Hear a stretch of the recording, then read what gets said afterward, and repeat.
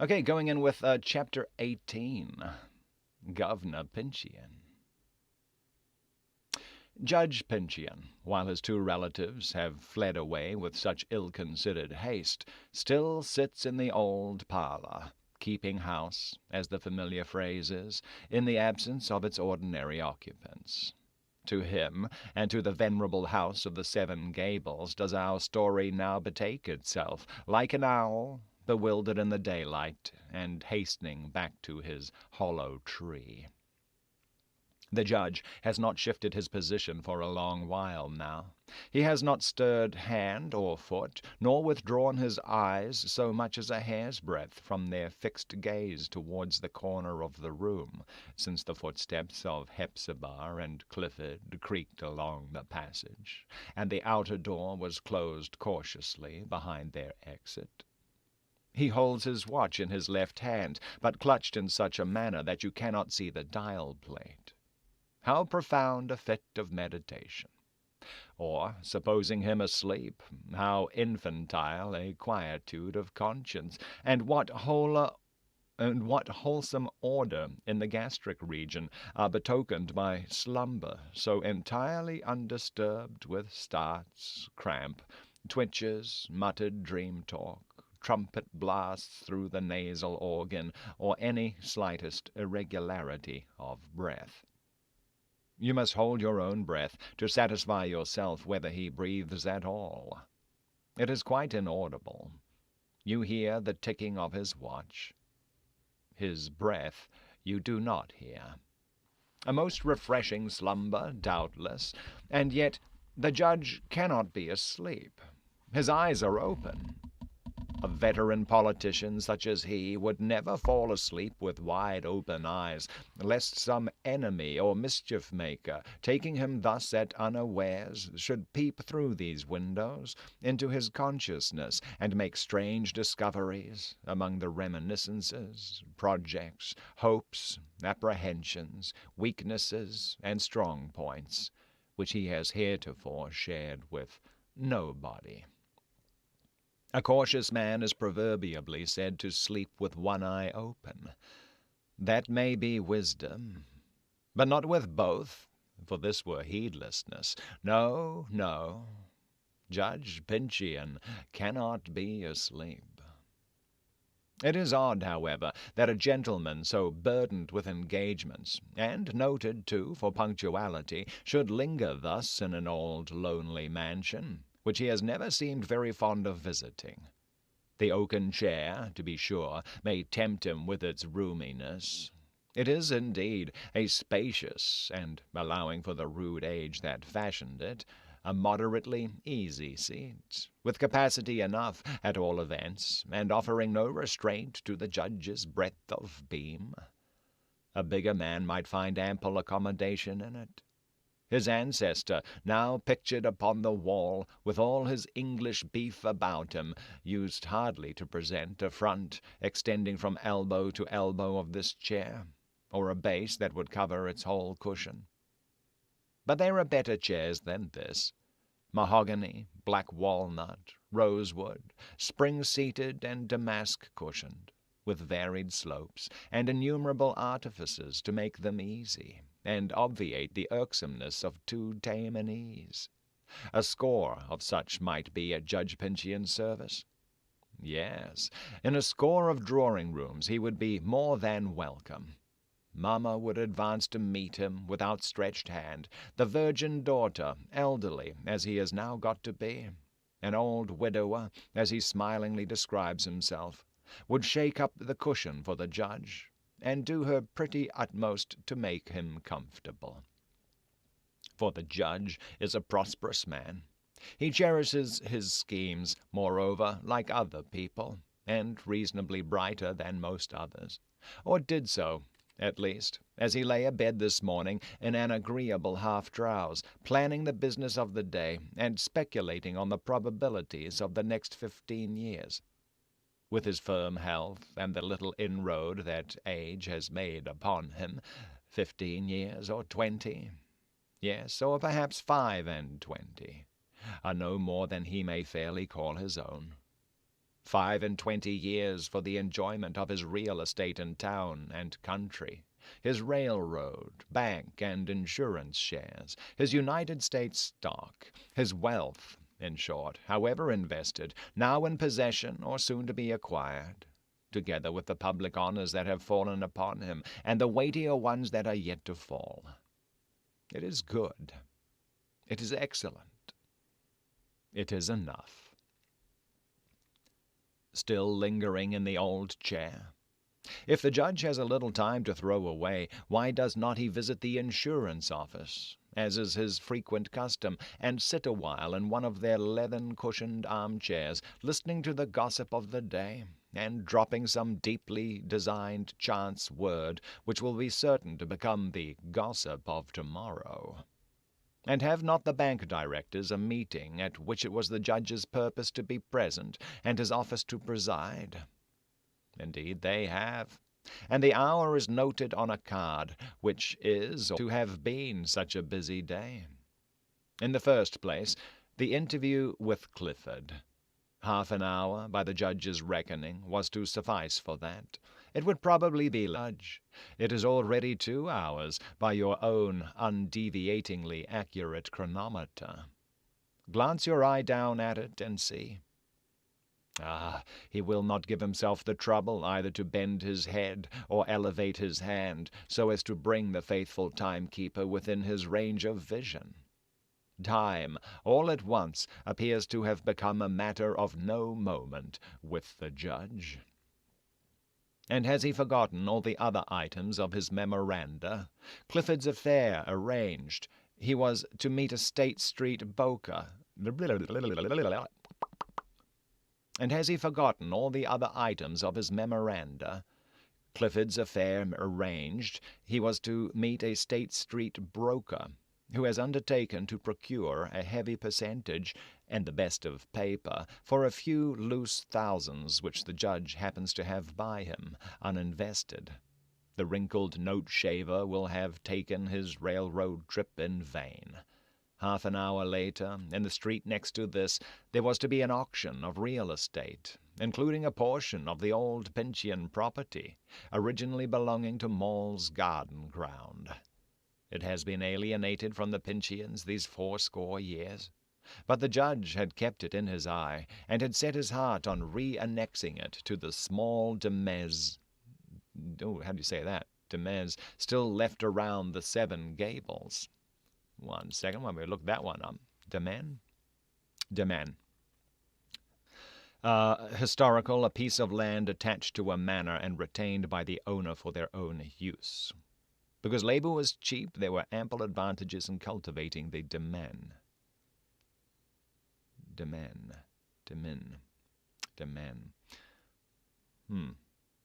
suppose is that where domain comes from? Archaic, a region or domain. Domain. It had been alienated from the Pincians these 80 years, but the judge had kept it in his eye, and had set his heart on re-annexing it to the small domain still left around the Seven Gables. And now, during this odd fit of oblivion, the fatal hammer must have fallen, and transferred our ancient patrimony to some alien possessor. Possibly, indeed, the sale may have been postponed till fairer weather. If so, will the judge make it convenient to be present, and favor the auctioneer with his bid on the proximate occasion? The next affair was to buy a horse for his own driving. The one heretofore, his favorite, stumbled this very morning on the road to town, and must be at once discarded. Judge Pincian's neck is too precious to be risked on such a contingency as a stumbling steed. Should all the above business be seasonably got through with, he might attend the meeting of a charitable society, the very name of which, however, in the multiplicity of his benevolence, is quite forgotten, so that this engagement may pass unfulfilled, and no great harm done. And if he have time, amid the press of more urgent matters, he must take measures for the renewal of Mrs. Pincian's tombstone, which the sexton tells him has fallen on its marble face, and is cracked quite in twain. She was a praiseworthy woman enough, thinks the judge, in spite of her nervousness, and the tears that she was so oozy with, and her foolish behavior about the coffee. And as she took her departure so seasonably, he will not grudge the second tombstone. It is better, at least, than if she had never needed any. The next item on his list was to give orders for some fruit trees of a rare variety to be deliverable at his country seat in the ensuing autumn. Yes, buy them, by all means, and may the peaches be luscious in your mouth, Judge Pinchian. After this comes something more important. A committee of his political party has besought him for $100 or $200, in addition to his previous disbursements, towards carrying on the fall campaign. The judge is a patriot. The fate of the country is staked on the November election. And besides, as will be shadowed forth in another paragraph, he has no trifling stake of his own in the great game. He will do what the committee asks. Nay, he will be liberal beyond their expectations. They shall have a check for $500, and more anon, if be needed. What next? A decayed widow, whose husband was Judge Pinchian's early friend, has laid her case of destitution before him in a very moving letter. She and her fair daughter have scarcely bread to eat. He partly intends to call on her today. Perhaps so. Perhaps not, accordingly as he may happen to have leisure, and a small bank-note. Another business, which, however, he puts no great weight on — it is well, you know, to be heedful but not over-anxious, as respects one's personal health — another business, then, was to consult his family physician. About what, for heaven's sake? Why, it is rather difficult to describe the symptoms. A mere dimness of sight and dizziness of brain, was it?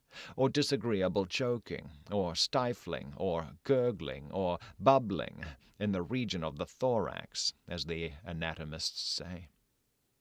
Or was it a pretty severe throbbing and kicking of the heart, rather creditable to him than otherwise, as showing that the organ had not been left out of the judge's physical contrivance? No matter what it was, the doctor probably would smile at the statement of such trifles to his professional ear. The judge would smile in his turn, and, meeting one another's eyes, they would enjoy a hearty laugh together. But a fig for medical advice! The judge will never need it. Pray, Judge Pinchian, look at your watch now. What? Not a glance. It is within 10 minutes of the dinner hour. It surely cannot have slipped your memory that the dinner of today is to be the most important, in its consequences, of all the dinners you ever ate. Yes, precisely the most important. Although in the course of your somewhat eminent career you have been placed high towards the head of the table, at splendid banquets, and have poured out your festive eloquence to ears yet echoing with Webster's mighty organ tones. No public dinner this, however. It is merely a gathering of some dozen or so of friends from several districts of the state, men of distinguished character and influence assembling, almost casually, at the house of a common friend, likewise distinguished, who will make them welcome to a little better than his ordinary fare. Nothing in the way of French cookery, but an excellent dinner nevertheless. Real turtle, we understand, and salmon, tautog, canvasbacks, pig, English mutton, good roast beef, or the dainties of that serious kind, fit for substantial country gentlemen, as these honourable persons mostly are. Just looking up tautog. What's that? Tautog. A grey olive edible wrasse fish. Okay. Tautog. Okay. The delicacies of the season, in short, and flavoured by a brand of old Madeira which has been the pride of many seasons. It is the Juno brand, a glorious wine, fragrant and full of gentle might. a bottled-up happiness put by for use, a golden liquid worth more than liquid gold, so rare and admirable that veteran wine-bibbers count it among their epochs to have tasted it. It drives away the heartache and substitutes no headache.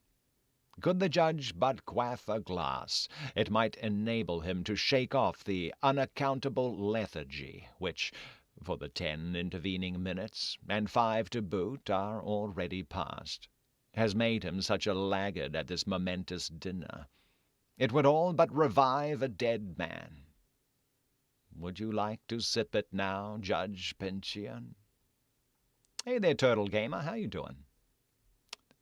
Hope your day is awesome. Pre-weekend. Alas, this dinner. Have you really forgotten its true object?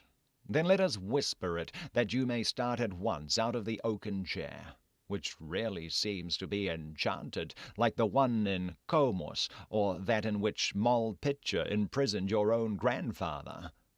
But ambition is a talisman more powerful than witchcraft. Start up, then, and hurrying through the streets, burst in upon the company, that they may begin before the fish is spoiled. They wait for you, and it is little for your interest that they should wait. These gentlemen, need you be told it, have assembled, not without purpose, from every quarter of the state.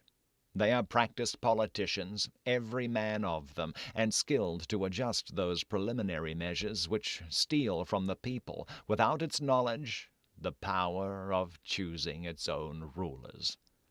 The popular voice at the next gubernatorial election, though loud as thunder, will be really but an echo of what these gentlemen shall speak under their breath at your friend's festive board. They meet to decide upon their candidate. This little knot of subtle schemers will control the convention, and through it dictate to the party. And what worthier candidate, more wise and learned, more noted for philanthropic liberality, truer to safe principles, tried oftener by public trusts, more spotless in private character, with a larger stake in the common welfare, and deeper grounded by hereditary descent in the faith and practice of the Puritans? What man can be presented for the suffrage of the people, so eminently combining all these claims to the chief rulership as Judge Pincian here before us? That's Donsky. Hey, Donsky. You're only lucky to. You didn't know that we moved from we moved from Mixer to Twitch, but Book Club moved from Twitch over to YouTube. You didn't know that? Throw us a follow. Throw us a follow, man. Here on YouTube's, unless you already have. Good to see you again, Donsky. Yeah, so many people have different names compared to like Twitch and YouTube. I don't recognize them off the top of my head. Yeah. Make haste, then, do your part. The meed for which you have toiled and fought and climbed and crept is ready for your grasp. Be present at this dinner, drink a glass or two of that noble wine, make your pledges in as low a whisper as you will, and you rise up from table, virtually governor of the glorious old state. Governor Pincian of Massachusetts. And is there no potent and exhilarating cordial in a certainty like this? It has been the grand purpose of half your lifetime to obtain it. Now, when there needs little more than to signify your acceptance, why do you sit so lumpishly in your great-great-grandfather's oaken chair, as if preferring it to the gubernatorial one? We have all heard of King Log, but in these jostling times, one of that royal kindred will hardly win the race for an elective chief magistracy. Yeah. Well, it is absolutely too late for dinner. Turtle, salmon, tautog, woodcock, boiled turkey, Southdown mutton, pig, roast beef have vanished. or exist only in fragments, with lukewarm potatoes and gravies crusted over with cold fat. The judge, had he done nothing else, would have achieved wonders with his knife and fork. It was he, you know, of whom it used to be said, in reference to his ogre-like appetite, that his Creator made him a great animal, but that the dinner hour made him a great beast. Persons of his large, sensual endowments must claim indulgence at their feeding time. But, for once, the judge is entirely too late for dinner. Too late, we fear, even to join the party at their wine. The guests are warm and merry. They have given up the judge, and concluding that the free soilers have him, they will fix upon another candidate. Were our friend now to stalk in among them with that wide-open stare, at once wild and stolid, his ungenial presence would be apt to change their cheer. Neither would it be seemly in Judge Pincheon, generally so scrupulous in his attire, to show himself at a dinner-table with that crimson stain upon his shirt-bosom.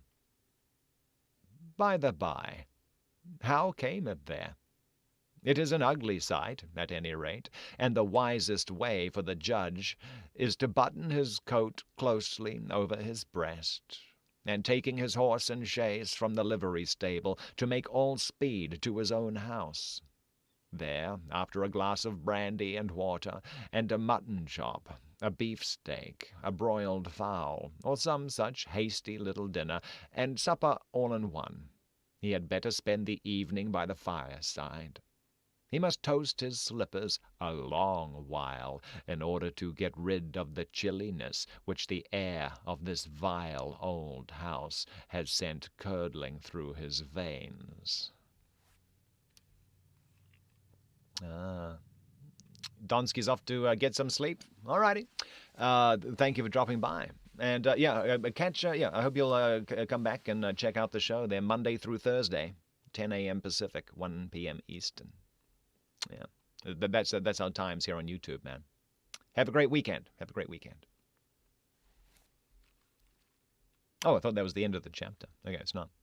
He must toast his slippers a long while in order to get rid of the chilliness which the air of this vile old house has sent curdling through his veins. Up, therefore, Judge Pincheon, up. You have lost a day, but tomorrow will be here anon. Will you rise betimes and make the most of it? Tomorrow, tomorrow, tomorrow. We that are alive may rise betimes tomorrow. As for him that has died today, his morrow will be the resurrection morn. Yeah, it sounds like, but boy, I mean, it takes him so long to get to the point. I want to know how he died. Did Clifford go crazy and murder him, or did he just have a big old stroke like his great grandfather did? I don't know. These things will be answered. I don't know in how many paragraphs later, though, Anya. Meanwhile, the twilight is glooming upward out of the corners of the room. The shadows of the tall furniture grow deeper, and at first become more definite. Then, spreading wider, they lose their distinctiveness of outline in the dark gray tide of oblivion, as it were, that creeps slowly over the various objects, and the one human figure sitting in the midst of them. The gloom has not entered from without. It has brooded here all day, and now, taking its own inevitable time, will possess itself of everything. The judge's face, indeed, rigid and singularly white, refuses to melt into this universal solvent. Is up there, lightning? Good morning, lightning. Fainter and fainter grows the light. It is as if another double handful of darkness had been scattered through the air. Now it is no longer gray, but sable. There is still a faint appearance at the window, neither a glow, nor a gleam, nor a glimmer. Any phrase of light would express something far brighter than this doubtful perception, or sense. rather that there is a window there. Has it yet vanished? No. Yes. Not quite. And there is still the swarthy whiteness. We shall venture to marry these ill-agreeing words, the swarthy whiteness of Judge Pincheon's face. The features are all gone. There is only the paleness of them left. And how looks it now? There is no window. There is no face. An infinite, inscrutable blackness has annihilated sight. Where is our universe? All crumbled away from us, and we drift in chaos, may hearken to the gusts of homeless wind that go sighing and murmuring about in quest of what was once a world. Is there no other sound? One other, and a fearful one. It is the ticking of the judge's watch, which, ever since Hepzibah left the room in search of Clifford, he has been holding in his hand. Be the cause what it may, this little, quiet, never-ceasing throb of time's pulse, repeating its small strokes with such busy regularity, in Judge Pincheon's motionless hand, has an effect of terror which we do not find in any other accompaniment of the scene. But listen, that puff of the breeze was louder. It had a tone unlike the dreary and sullen one which has bemoaned itself, and afflicted all mankind with miserable sympathy for 5 days past. The wind has veered about. It now comes boisterously from the northwest, and, taking hold of the aged framework of the Seven Gables, gives it a shake, like a wrestler that would try strength with his antagonist. Another and another sturdy tussle with the blast. The old house creaks again, and makes a vociferous but somewhat unintelligible bellowing in its sooty throat. The big flue, we mean, of its wide chimney, partly in complaint at the rude wind, but rather, as befits their century and a half of hostile intimacy, in tough defiance. A rumbling kind of a bluster roars behind the fireboard. A door has slammed above stairs. A window, perhaps, has been left open, or else is driven in by an unruly gust. It is not to be conceived beforehand what wonderful wind instruments are these old timber mansions, and how haunted with the strangest noises, which immediately begin to sing and sigh and sob and shriek, and to smite with sledge-hammers, airy but ponderous, in some distant chamber, and to tread along the entries as with stately footsteps, and rustle up and down the staircase as with silks miraculously stiff, whenever the gale catches the house with a window open, and gets fairly into it.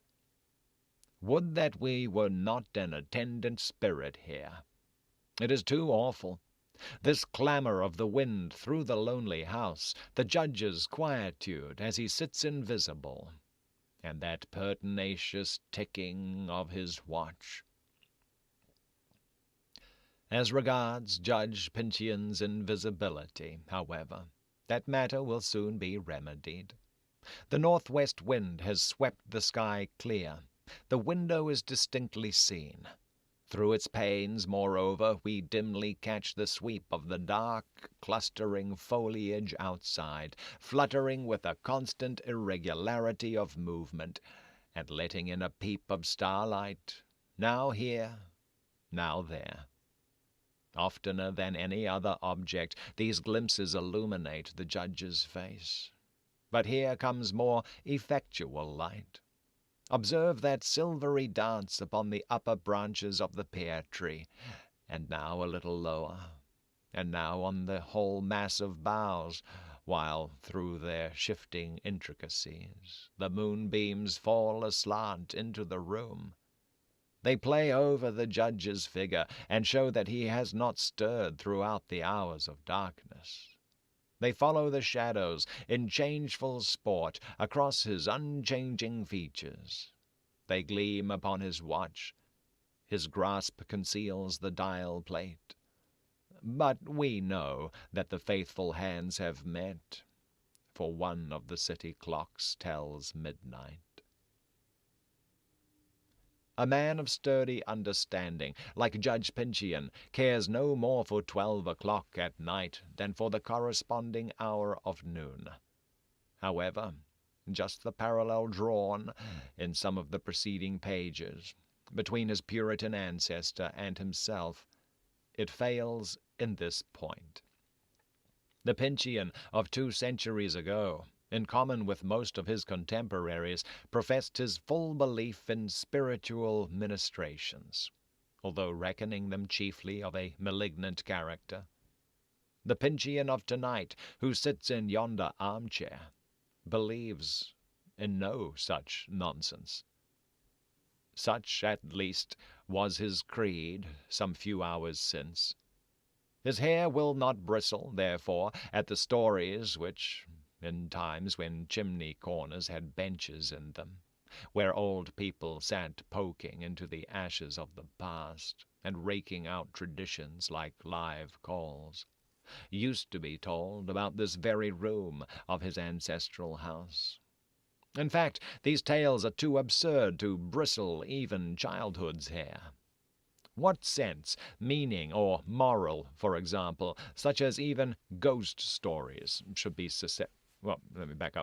What sense, meaning, or moral, for example, such as even ghost stories should be susceptible of, can be traced in the ridiculous legend that at midnight all the dead Pincheons are bound to assemble in this parlor, and pray for what?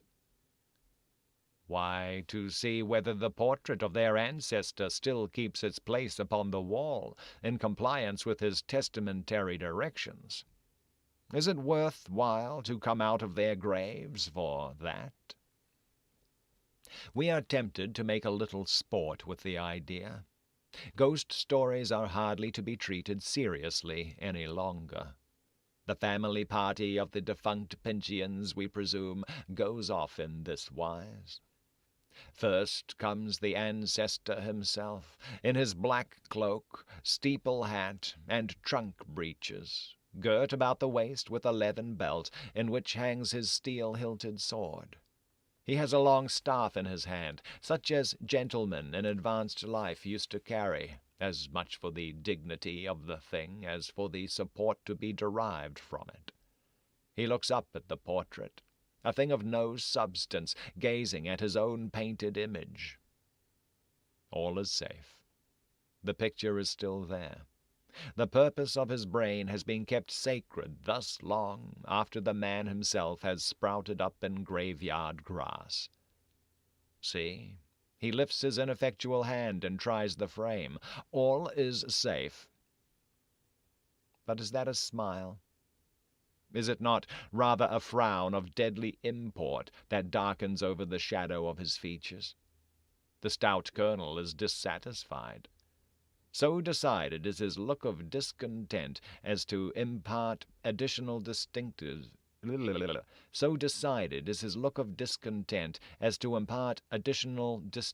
to his features, through which, nevertheless, the moonlight passes and flickers on the wall beyond.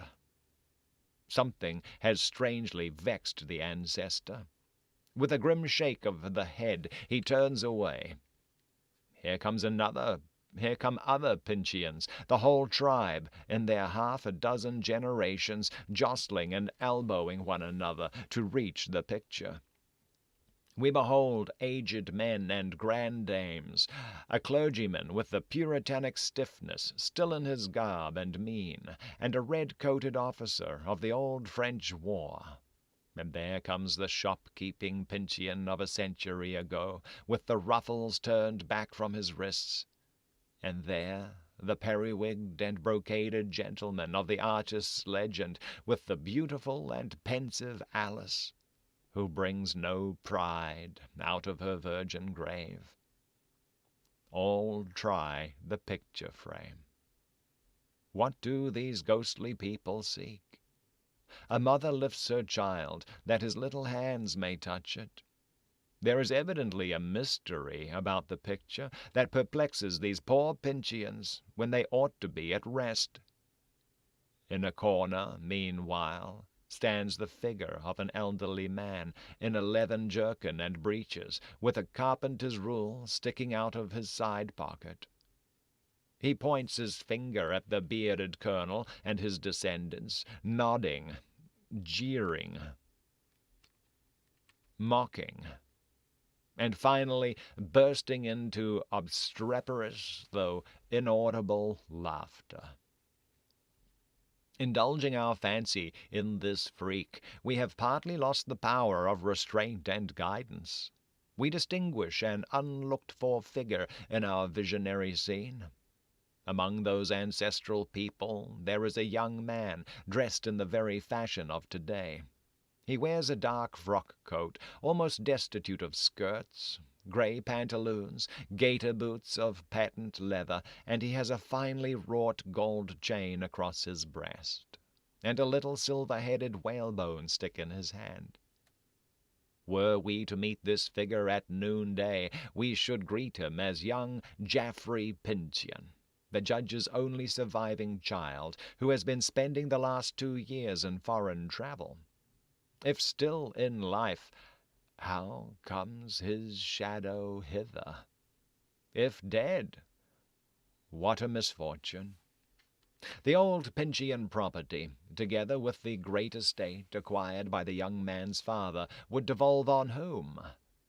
On poor foolish Clifford, gaunt Hepzibah, and rustic little Phoebe. But another and greater marvel greets us. Can we believe our eyes?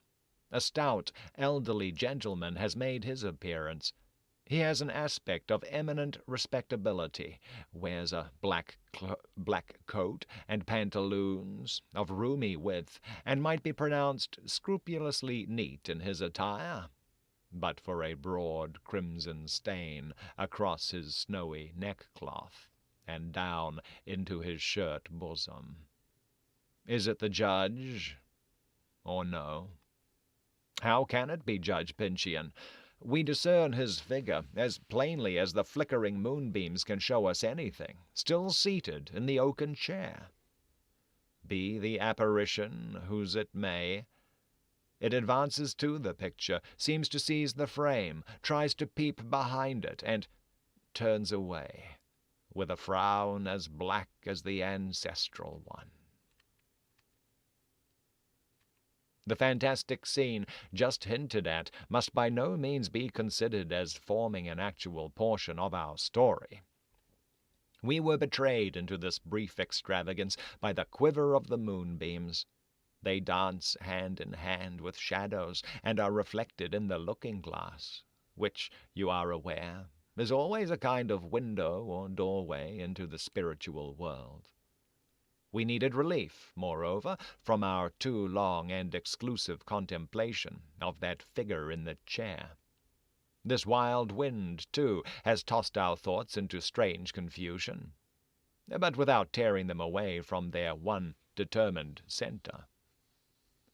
Yonder leaden judge sits immovably upon our soul. Will he never stir again? We shall go mad unless he stirs. You may the better estimate his quietude by the fearlessness of a little mouse which sits on its hind legs in a streak of moonlight close by Judge Pinchian's foot, and seems to meditate a journey of exploration over this great black bulk. Ha! What has startled the nimble little mouse? It is the visage of Grimalkin outside of the window, where he appears to have posted himself for a deliberate watch. This Grimalkin has a very ugly look. Is it a cat watching for a mouse? or the devil for a human soul. Would we could scare him from the window. Boy, oh boy, it's got all supernatural all of a sudden. Thank heaven, the night is well nigh past. The moonbeams have no longer so silvery a gleam, nor contrast so strongly with the blackness of the shadows among which they fall. They are paler now. The shadows look grey, not black. The boisterous wind is hushed. What is the hour?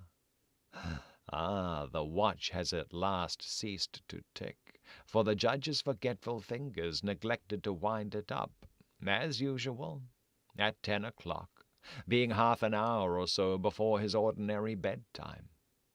And it has run down for the first time in 5 years. But the great world clock of time still keeps its beat. The dreary night for now, for oh, how dreary seems this haunted waste behind us, gives place to a fresh, transparent, cloudless morn. Blessed, blessed radiance. The daybeam, even what little of it finds its way into this always dusky parlor, seems part of the universal benediction, annulling evil and rendering all goodness possible and happiness attainable. Will Judge Pincheon now rise up from his chair? Will he go forth and receive the early sunbeams on his brow? Will he begin this new day, which God has smiled upon and blessed and given to mankind? Will he begin it with better purposes than the many that have been spent amiss? Or are all the deep-laid schemes of yesterday as stubborn in his heart and as busy in his brain as ever? In this latter case, there is much to do. Will the judge still insist with Hepzibah on the interview with Clifford? Will he buy a safe, elderly gentleman's horse? Will he persuade the purchaser of the old Pincheon property to relinquish the bargain in his favor? Will he see his family physician and obtain a medicine that shall preserve him, to be an honor and blessing to his race, until the utmost term of patriarchal longevity? Will Judge Pincheon, above all, make due apologies to that company of honorable friends, and satisfy them that his absence from the festive board was unavoidable, and so fully retrieve himself in their good opinion that he shall yet be governor of Massachusetts? And all these great purposes accomplished, will he walk the streets again with that dog-day smile of elaborate benevolence, sultry enough to tempt flies to come and buzz in it?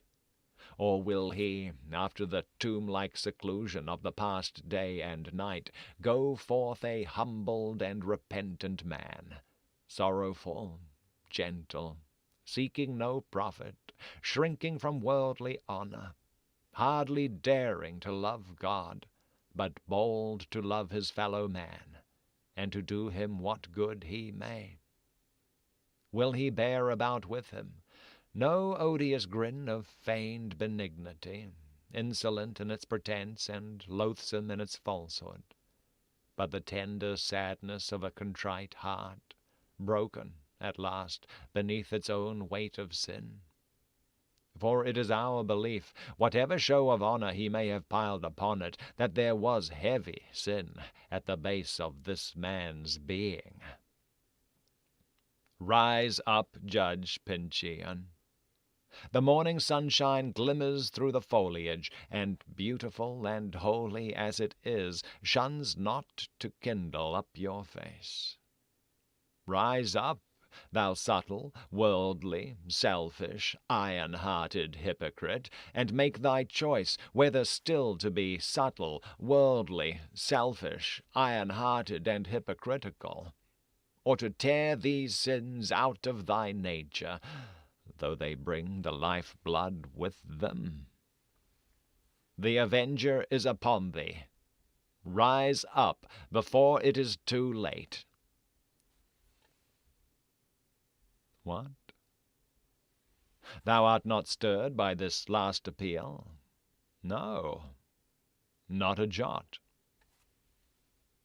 And there we see a fly, one of your common house flies, such as are always buzzing on the window pane, which has smelt out Governor Pinchian, and alights now on his forehead, and now on his chin, and now, heaven help us, is creeping over the bridge of his nose towards the would-be chief magistrate's wide-open eyes. Canst thou not brush the fly away? Art thou too sluggish? Thou, man, thou that hadst so many busy projects yesterday, art thou too weak that wast so powerful? Not brush away a fly? Nay, then, we give thee up. And hark, the shop bell rings. After hours like these latter ones, through which we have borne our heavy tale, it is good to be made sensible that there is a living world, and that even this old, lonely mansion retains some manner of connection with it. We breathe more freely, emerging from Judge Pinchian's presence, into the street before the Seven Gables.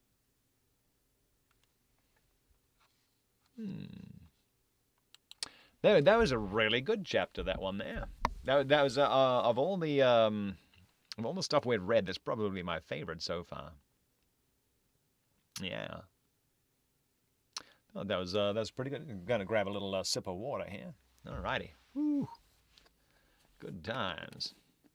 That was good. Okay, so I guess the takeaway from that. Okay, so I guess we can put to rest the idea that Clifford went in and maybe did something, because he was the first to see the body, or the first that we learned of it. We learned it through Clifford. Good morning, Inca. Good morning, Inca. It does sound after this chapter that he did indeed have a medical condition which he never consulted with his doctor. So, it's okay. It sounds like he died of natural causes there. You like how flies know when something is decayed? Yeah, boy, there was so much, It got me thinking of another recent fly landing incident.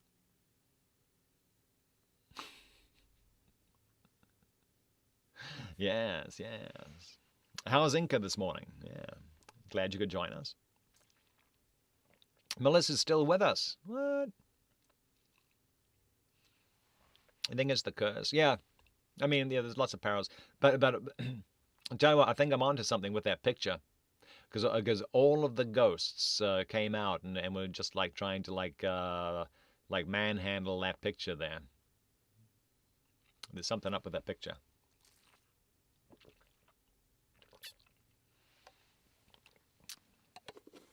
But yeah, it sounds like he had a stroke, and that was that.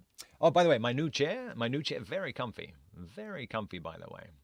It's a little squeaky on the back. Yeah, right. I don't know if you can hear that. Yeah, like the back cushion there is very squeaky when I move that around. But it's so much more comfy than the chair I've been using. It is nice, very nice. Yeah, you like that's probably my favorite chapter so far out of everything. But once again, I mean, it took, I don't know how many pages. I don't know how that was like. That was a lot of pages just to be like, okay, the dude's dead. But because it's just taunting him the entire time. Like get up. It's just like, why can't you get up? What's wrong? Why are you hitting yourself? I thought that was going to be coming up next there. Why are you hitting yourself? Yeah. Okay. Let's get on to our next chapter. Oh boy, oh boy. Okay. Chapter 19. One second. One more sip of water. Here we go.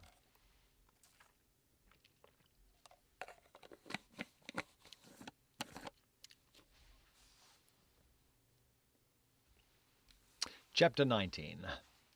Alice's Posies. Uncle Venner, trundling a wheelbarrow, was the earliest person stirring in the neighborhood the day after the storm. Pincian Street, in front of the house of the Seven Gables, was a far pleasanter scene than a by-lane, confined by shabby fences, and bordered with wooden dwellings of the meaner class. What? Pincian Street, in front of the house of the Seven Gables, was a far pleasanter scene than a by-lane, confined by shabby fences and bordered with wooden dwellings of the meaner class, could reasonably be expected to present. Nature made sweet amends that morning for the 5 unkindly days which had preceded it.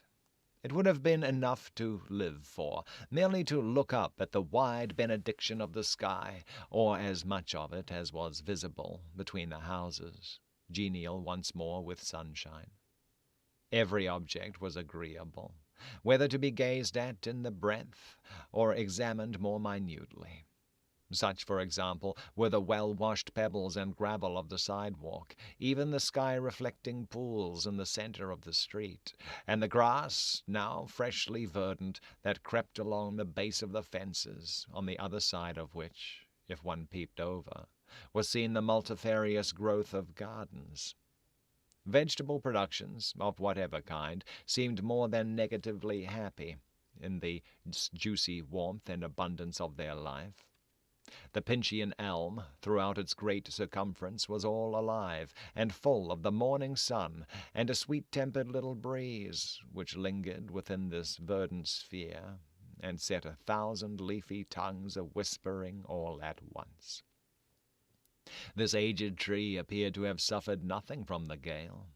It had kept its boughs unshattered, and its full complement of leaves, and the whole in perfect verdure, except a single branch, that by the earlier change with which the elm tree sometimes prophesies the autumn, had been transmuted to bright gold. It was like the golden branch that gained Aeneas and the Sibyl admittance into Hades. This one mystic branch hung down before the main entrance of the Seven Gables, so nigh the ground that any passer-by might have stood on tiptoe and plucked it off. Presented at the door, it would have been a symbol of his right to enter and be acquainted with all the secrets of the house. So little faith is due to external appearance that there really was an inviting aspect over the venerable edifice, conveying an idea that its history must be a decorous and happy one, and such as would be delightful for a fireside tale. Its windows gleamed cheerfully in the slanting sunlight.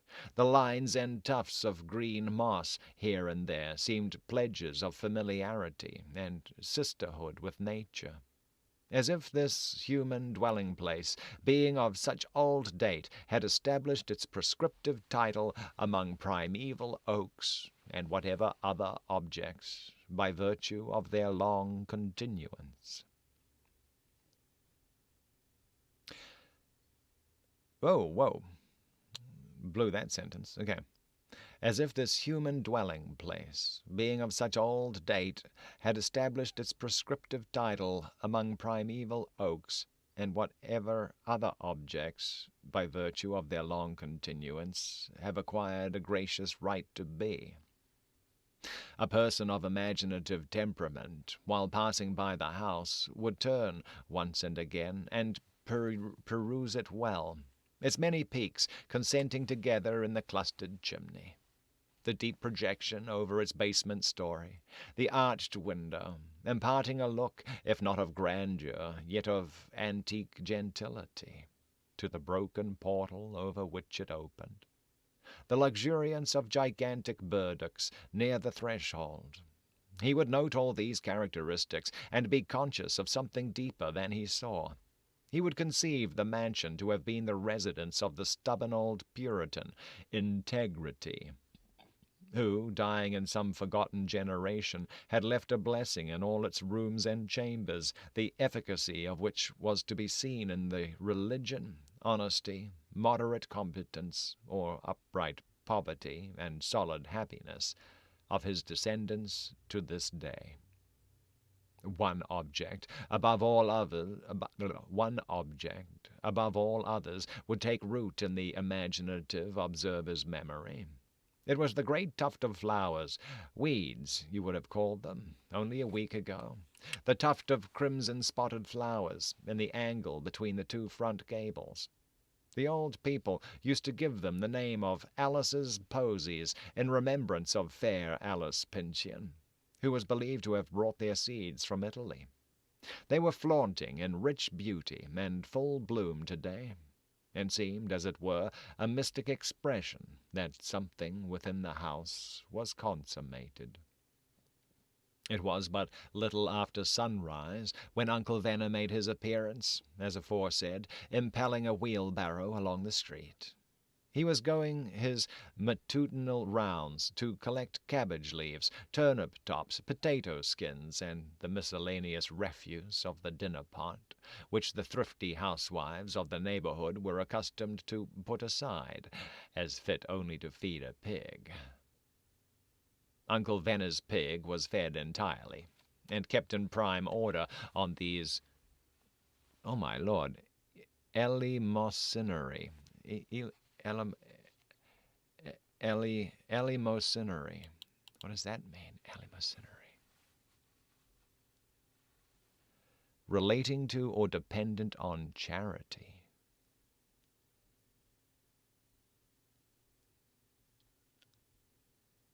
Wow, okay. Boy, tell you what, I think that not many people would get that one. Eleemosynary. I'm going to back up.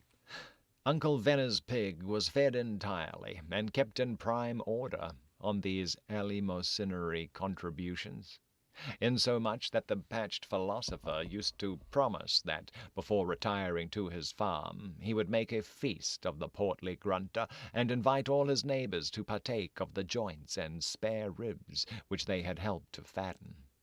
Miss Hepzibah Pinchion's housekeeping had so greatly improved since Clifford became a member of the family that her share of the banquet would have been no lean one, and Uncle Venner, accordingly, was a good deal disappointed not to find the large earthen pan, full of fragmentary eatables, that ordinarily awaited his coming at the back doorstep of the Seven Gables.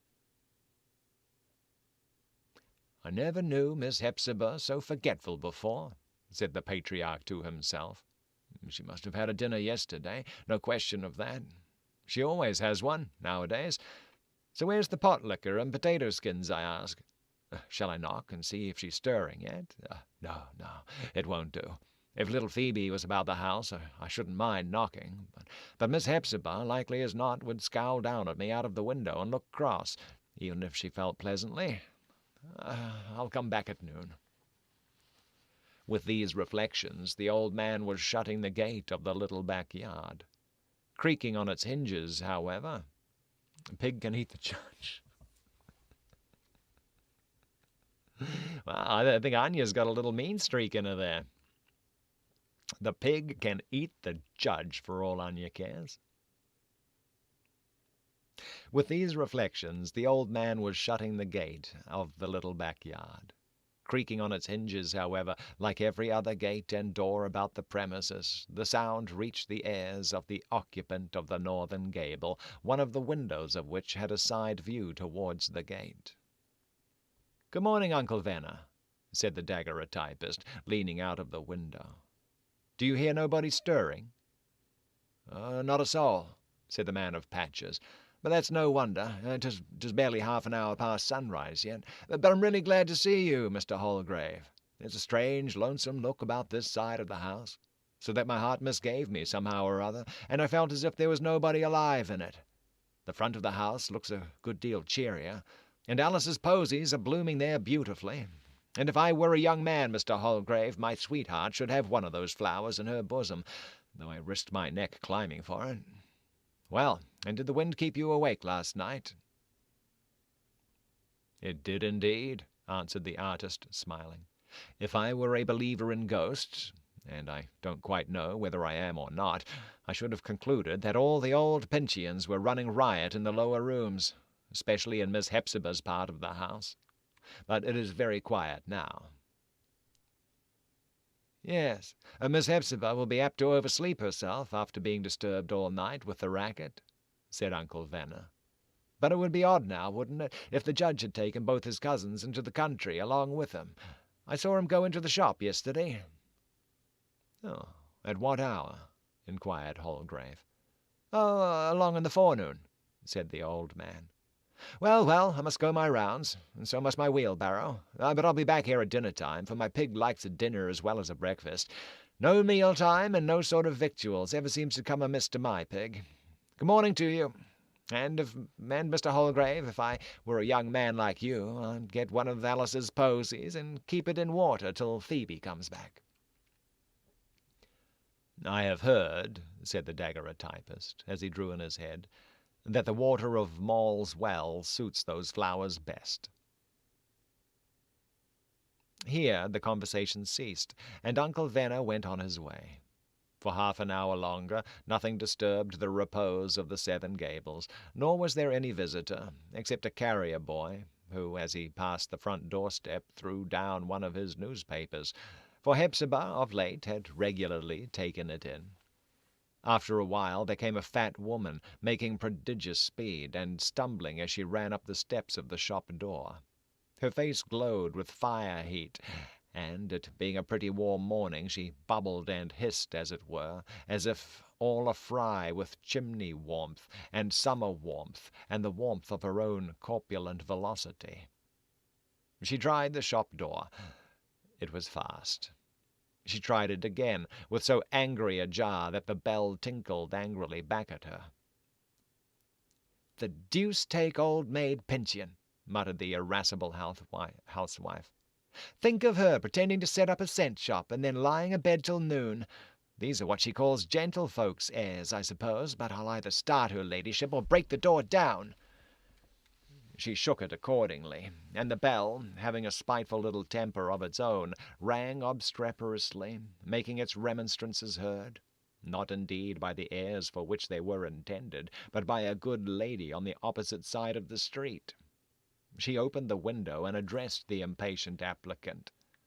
"Oh, you'll find nobody there, Mrs. Gubbins." "But I must and will find somebody here," cried Mrs. Gubbins, inflicting another outrage on the bell. "I want a half-pound of pork to fry some first-rate flounders for Mr. Gubbins' breakfast, and, lady or not, old maid Pincian shall get up and serve me with it." "But do hear reason, Mrs. Gubbins," responded the lady opposite. "She and her brother, too, have both gone to their cousin's, Judge Pincian's, at his country seat. There's not a soul in the house but that young daguerreotype man that sleeps in the north gable. I saw old Hepzibah and Clifford go away yesterday, and a queer couple of ducks they were, paddling through the mud puddles. They're gone, I'll assure you." "And how do you know they're gone to the judge's?" asked Mrs. Gubbins. "He's a rich man, and there's been a quarrel between him and Hepzibah this many a day, because he won't give her a living. That's the main reason of her setting up a cent shop." "Oh, I know that well enough," said the neighbor. "But they're gone.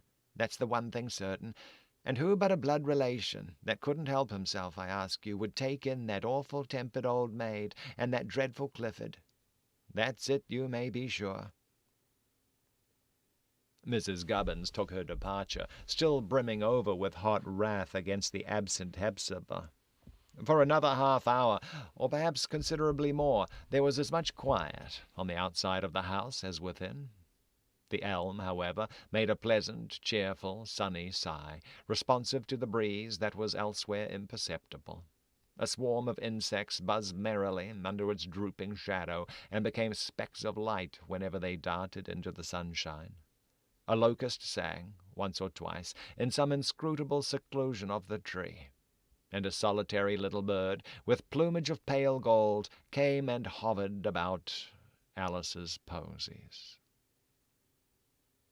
At last, our small acquaintance, Ned Higgins, trudged up the street on his way to school, and happening, for the first time in a fortnight, to be the possessor of a cent, he could by no means get past the shop door of the Seven Gables. But it would not open. Again and again, however, and half a dozen other agains, with the inexorable pertinacity of a child intent upon some object important to itself, did he renew his efforts for admittance. He had doubtless set his heart upon an elephant, or possibly, with Hamlet, he meant to eat a crocodile. In response to his more violent attacks, the bell gave, now and then, a moderate tinkle, but could not be stirred into clamour by any exhortation of the little fellow's childish and tiptoe strength. Holding by the door-handle, he peeped through a crevice of the curtain, and saw that the inner door, communicating with the passage towards the parlour, was closed. "Miss Pension," screamed the child, rapping on the window-pane, "I want an elephant." "Good morning, William. Good morning. How are you doing?" "Good to see you." There being no answer to several repetitions of the summons, Ned began to grow impatient, and his little pot of passion quickly boiling over, he picked up a stone, with a naughty purpose to fling it through the window. At the same time, blubbering and sputtering with wrath, a man, one of two who happened to be passing by, caught the urchin's arm. "What's the trouble, old gentleman?" he asked. "I want old Hepzibah or Phoebe or any of them," answered Ned, sobbing. "They won't open the door, and I can't get my elephant." "Go to school, you little scamp," said the man. "There's another cent shop round the corner. 'Tis very strange, Dixie," added he to his companion. "What's become of all these Pinchians? Smith, the livery-stable keeper, tells me Judge Pinchian put his horse up yesterday to stand till after dinner, and has not taken him away yet.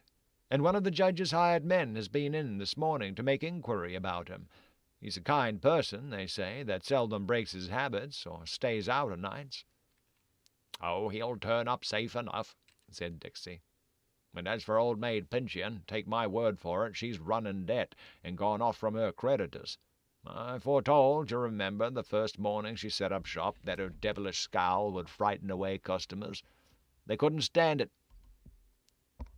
"I never thought she'd make it go," remarked his friend. "This business of cent shops is overdone among the women folks. My wife tried it and lost $5 on her outlay." "Poor business," said Dixie, shaking his head. "Poor business." In the course of the morning there were various other attempts to open a communication with the supposed inhabitants of this silent and impenetrable mansion. The man of root beer came, in his neatly painted wagon, with a couple of dozen full bottles, to be exchanged for empty ones. The baker, with a lot of crackers which Hepzibah had ordered for her retail custom. The butcher, with a nice titbit which he fancied she would be eager to secure for Clifford. Had any observer of these proceedings been aware of the fearful secret within the house, it would have affected him with a singular shape and modification of horror to see the current of human life making this small eddy hereabouts. Whirling sticks, straws, and all such trifles, round and round, right over the black depth where a dead corpse lay unseen. The butcher was so much in earnest with his sweetbread of lamb, or whatever the dainty might be, that he tried every accessible door of the Seven Gables, and at length came round again to the shop where he ordinarily found admittance. "It's a nice article, and I know the old lady would jump at it," said he to himself. "She can't have gone away. In 15 years that I've driven my cart through Pinchian Street, I've never known her to be away from home, though often enough to be sure a man might knock all day without bringing her to the door. But that was when she'd only herself to provide for." Peeping through the same crevice of the curtain, where only a little while before the urchin of elephantine appetite had peered, the butcher beheld the inner door, not closed as the child had seen it, but ajar and almost wide open. However it might have happened, it was the fact. Through the passageway there was a dark vista into the lighter but still obscure interior of the parlour. It appeared to the butcher that he could pretty clearly discern what seemed to be the stalwart legs, clad in black pantaloons, of a man sitting in a large oaken chair, the back of which concealed all the remainder of his figure. This contemptuous tranquillity on the part of an occupant of the house, in response to the butcher's indefatigable efforts to attract notice, so piqued the man of flesh that he determined to withdraw. "So," thought he, "there sits old maid Pincheon's bloody brother, while I've been giving myself all this trouble. Why, if a hog hadn't more manners, I'd stick him. I'd call it demeaning a man's business to trade with such people, and from this time forth, if they want a sausage or an ounce of liver, they shall run after the cart for it." He tossed the titbit angrily into his cart and drove off in a pet. Not a great while afterwards there was a sound of music turning the corner and approaching down the street, with several intervals of silence, and then a renewed and nearer outbreak of brisk melody. A mob of children was seen moving onward, or stopping in unison with the sound, which appeared to proceed from the centre of the throng, so that they were loosely bound together by slender strains of harmony, and drawn along captive, with ever and anon an accession of some little fellow in an apron and straw hat, capering forth from door or gateway. Arriving under the shadow of the Pincian elm, it proved to be the Italian boy, who, with his monkey and show of puppets, had once before played his hurdy-gurdy beneath the arched window. The pleasant face of Phoebe, and doubtless, too, the liberal recompense which she had flung him, still dwelt in his remembrance.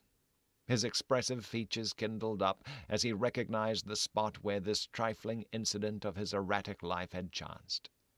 He entered the neglected yard, now wilder than ever with its growth of hogweed and burdock, stationed himself on the doorstep of the main entrance, and, opening his show-box, began to play.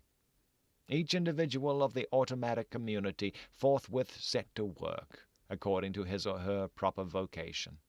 The monkey, taking off his Highland bonnet, bowed and scraped to the bystanders most obsequiously, with ever an observant eye to pick up a stray scent, and the young foreigner himself, as he turned the crank of his machine, glanced upward to the arched window, expectant of a presence that would make his music the livelier and sweeter.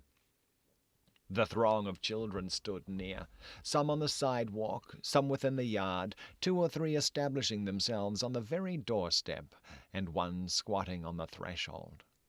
Meanwhile, the locust kept singing in the great old Pincian elm. "I don't hear anybody in the house," said one of the children to another. "The monkey won't pick up anything here." "Oh, there is someone at home," affirmed the urchin on the street. "I heard a step." Still, the young Italian's eye turned sidelong upward, and it really seemed as if the touch of genuine, though slight and almost playful, emotion communicated a juicier sweetness to the dry, mechanical process of his minstrelsy. These wanderers are readily responsive to any natural kindness, be it no more than a smile, or a word itself not understood, but only a warmth in it, which befalls them on the roadside of life. They remember these things, because they are the little enchantments which, for the instant, for the space that reflects a landscape in a soap bubble, build up a home about them. Therefore the Italian boy would not be discouraged by the heavy silence with which the old house seemed resolute to clog the vivacity of his instrument. He persisted in his melodious appeals. He still looked upward, trusting that his dark, alien countenance would soon be brightened by Phoebe's sunny aspect. Neither could he be willing to depart without again beholding Clifford, whose sensibility, like Phoebe's smile, had talked a kind of heart's language to the foreigner. He repeated all his music over and over again, until his auditors were getting weary. So were the little wooden people in his show box, and the monkey most of all. There was no response, save the singing of the locust. "No children live in the house," said a schoolboy at last. "Nobody lives here but an old maid and an old man. You'll get nothing here. Why don't you go along?" "You fool, why don't you tell 'em?" whispered a shrewd little Yankee, caring nothing for the music, but a good deal for the cheap rate at which it was had. "Let him play as he likes. If there's nobody to pay him, that's his own lookout." Once more, however, the Italian ran over his round of melodies. To the common observer, who could understand nothing of the case, except the music and the sunshine on the hither side of the door, it might have been amusing to watch the pertinacity of the street performer. Will he succeed at last? Will that stubborn door be suddenly flung open? Will a group of joyous children, the young ones of the house, come dancing, shouting, laughing into the open air, and cluster round the show-box, looking with eager merriment at the puppets, and tossing each a copper for long-tailed Mammon, the monkey, to pick up? But to us, who know the inner heart of the Seven Gables as well as its exterior face, there is a ghastly effect in this repetition of light popular tunes at its doorstep. It would be an ugly business, indeed, if Judge Pinchian, who would not have cared a fig for Paganini's fiddle in his most harmonious mood, should make his appearance at the door, with a bloody shirt bosom, and a grim frown on his swarthily white visage, and motion the foreign vagabond away. Was ever before such a grinding out of jigs and waltzes, where nobody was in the queue to dance? Yes, very often. This contrast or intermingling of tragedy with mirth happens daily, hourly, momently. The gloomy and desolate old house, deserted of life, and with awful death sitting sternly in its solitude, was the emblem of many a human heart, which nevertheless is compelled to hear the thrill and echo of the world's gaiety around it. Before the conclusion of the Italian's performance, a couple of men happened to be passing by, on their way to dinner. "I say, you young French fellow," called out one of them, "come away from that doorstep and go somewhere else with your nonsense. The Pinchian family live there, and they are in great trouble just about this time. They don't feel musical today. It's reported all over town that Judge Pinchian, who owns the house, has been murdered, and the city marshal is going to look into the matter. So be off with you, at once." As the Italian shouldered his hurdy-gurdy, he saw on the doorstep a card which had been covered all morning. 1 second.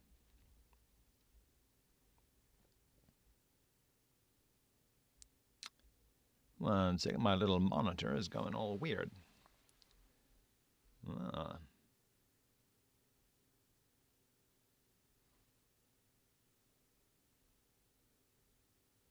Why am I there? Go back, go back.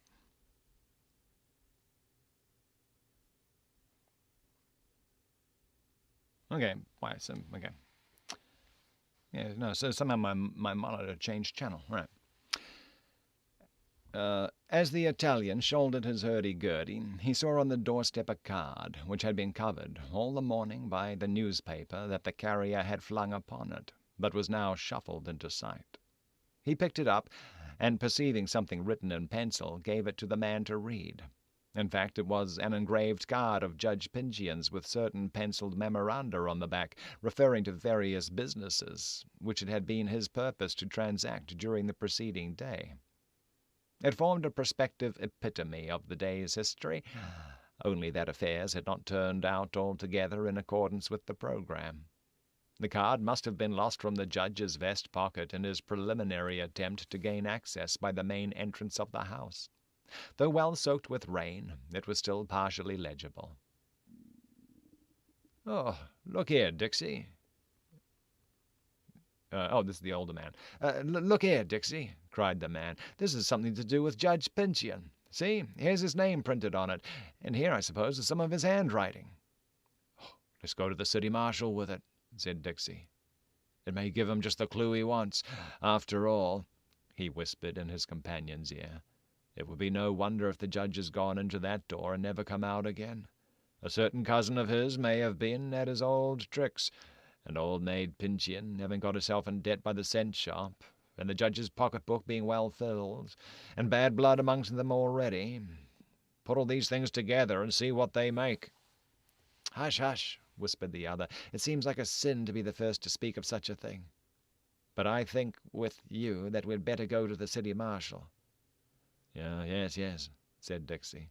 "Well, I always said there was something devilish in that woman's scowl." The men wheeled about accordingly and retraced their steps up the street. The Italian also made the best of his way off, with a parting glance up at the arched window. As for the children, they took to their heels with one accord and scampered as if some giant or ogre were in pursuit, until at a good distance from the house they stopped as suddenly and simultaneously as they had set out. Their susceptible nerves took an indefinite alarm from what they had overheard. Looking back at the grotesque peaks and shadowy angles of the old mansion, they fancied a gloom diffused about it, which no brightness of the sunshine could dispel. An imaginary Hepzibah scowled and shook her finger at them from several windows at the same moment. An imaginary Clifford, and it would have deeply wounded him to know it. He had always been a horror to these small people. Stood behind the unreal Hepzibah, making awful gestures in a faded dressing gown. Children are even more apt, if possible, than grown people to catch the contagion of a panic terror. For the rest of the day, the more timid went whole streets about for the sake of avoiding the Seven Gables, while the bolder signalized their hardihood by challenging their comrades to race past the mansion at full speed.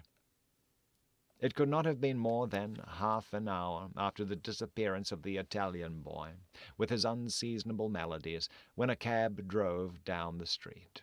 It stopped beneath the Pincheon elm. The cabman took a trunk, a canvas bag, and a bandbox from the top of his vehicle, and deposited them on the doorstep of the old house. A straw bonnet, and then the pretty figure of a young girl, came into view from the interior of the cab.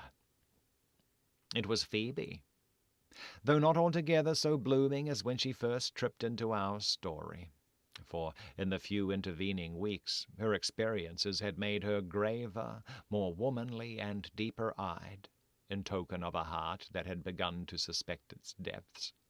Still there was the quiet glow of natural sunshine over her.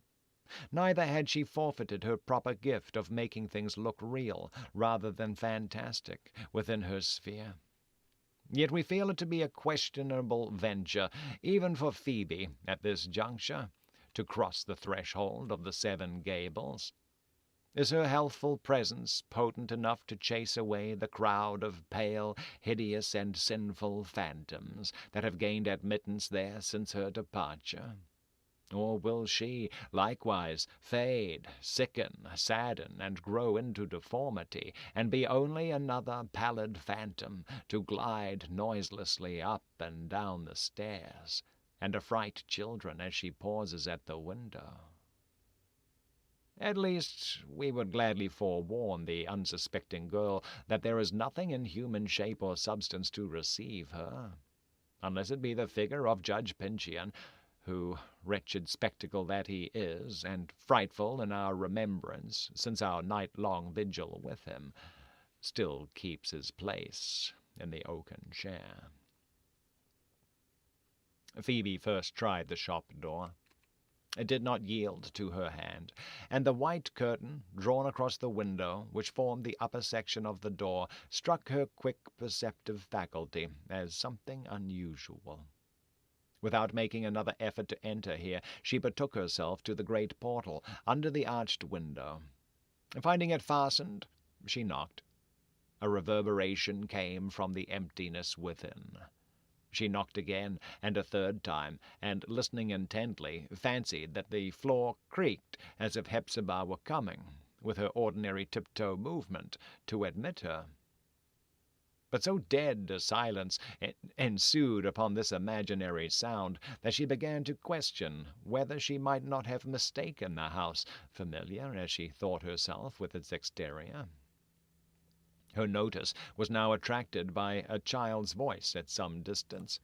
It appeared to call her name. Looking in the direction whence it proceeded, Phoebe saw little Ned Higgins, a good way down the street, stamping, shaking his head violently, making deprecatory gestures with both hands, and shouting to her at mouth-wide screech.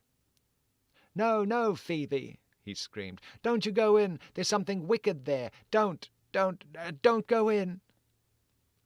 But as the little personage could not be induced to approach near enough to explain himself, Phoebe concluded that he had been frightened, on some of his visits to the shop, by her cousin Hepzibah.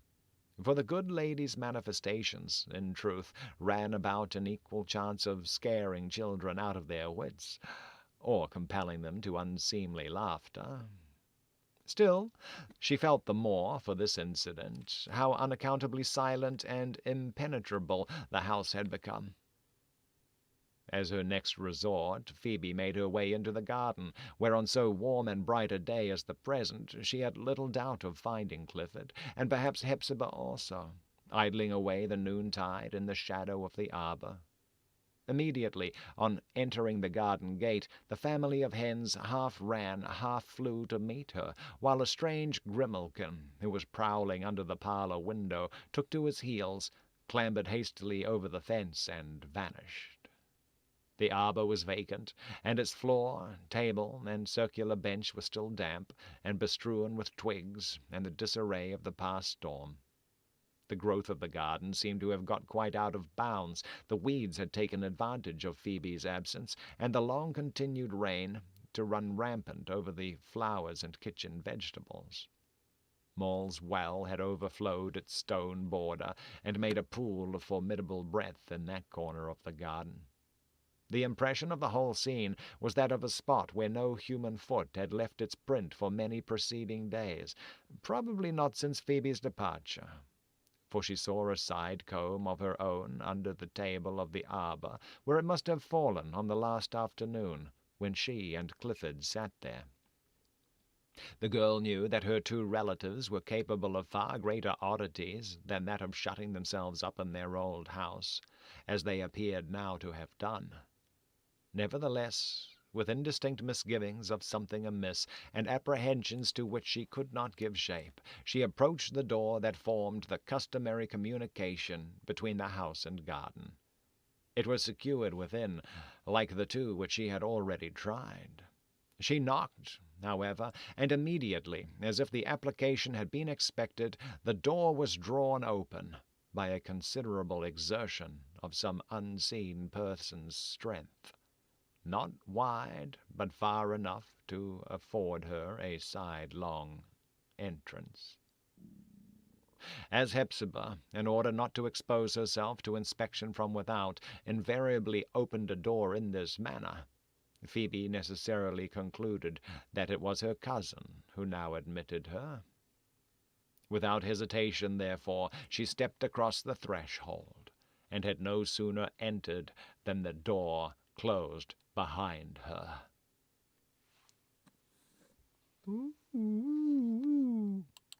Okay, I have a sneaking suspicion it's going to be not so mysterious, that door opening.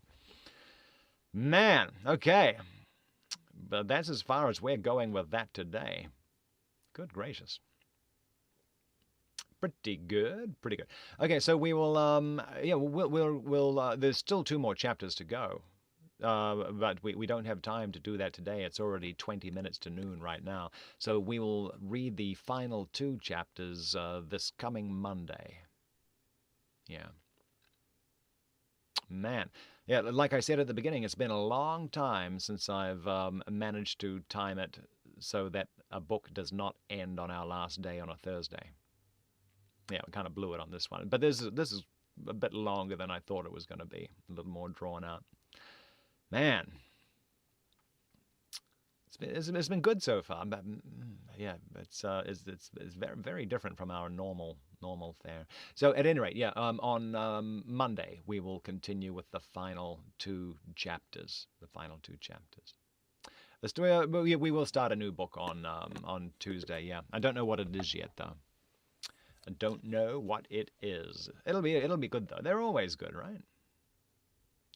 I mean, the Tuesday's okay.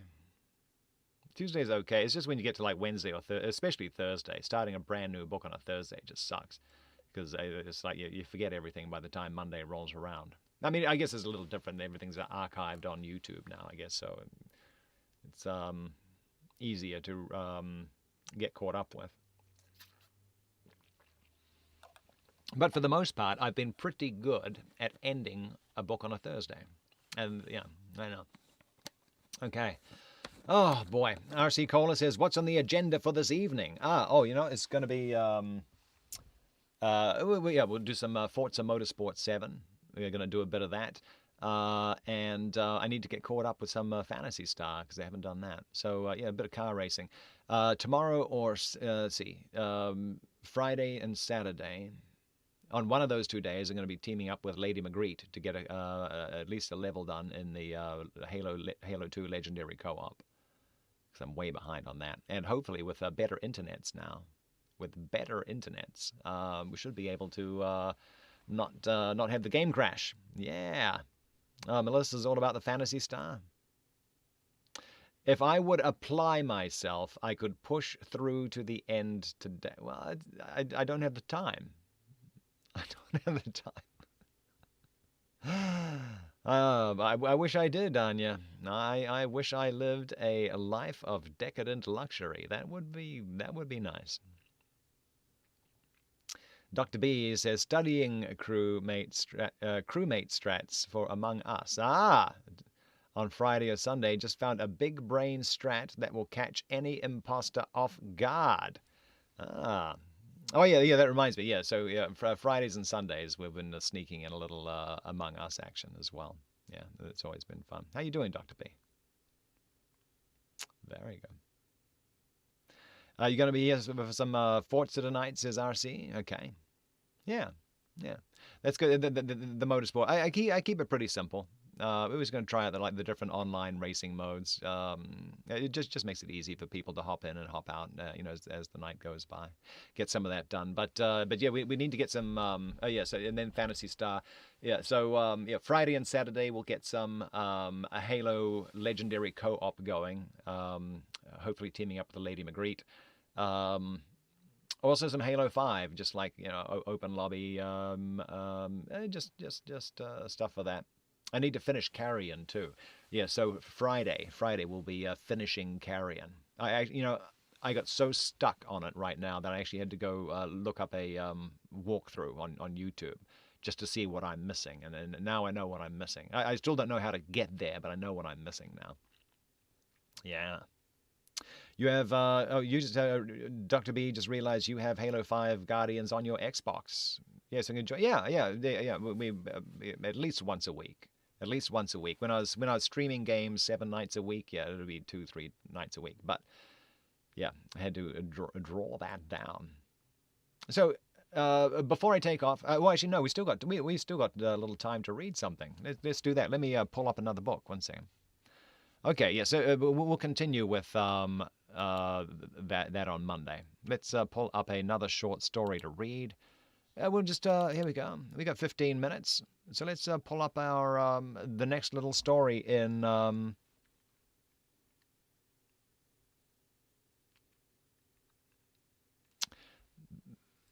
Have we read this one? I don't think we've read that one. Okay, Mlideen. A little story about Lord Dunsany. We'll get that done. Okay. Just curious, by the way, I see it says we got 8 concurrent viewers. That's kind of cool. Yeah. Just wondering if any of those 8 concurrent are new to the channel. If so, say hi. Say hi. Let us know. Very cool. let's see.